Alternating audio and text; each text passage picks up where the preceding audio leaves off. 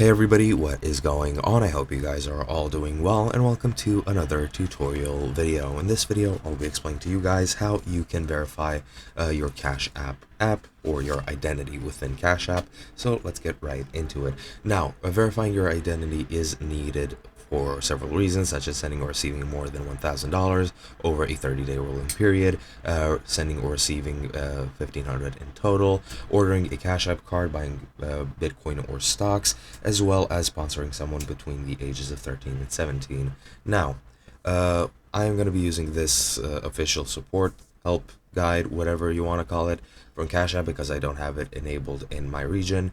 So I can't access Cash App myself, so I do hope you guys understand, but this should be quite sufficient enough. Now, to actually verify it, you'll be prompted once you try to do any of those aforementioned things that I've mentioned, and what you need to do is provide your legal name, your date of birth, and the last 4 digits on your social security number. And keep in mind that some locations do request that you have your full social security number, your residential address, and an unexpired government-issued photo ID and or income verification or source of funds.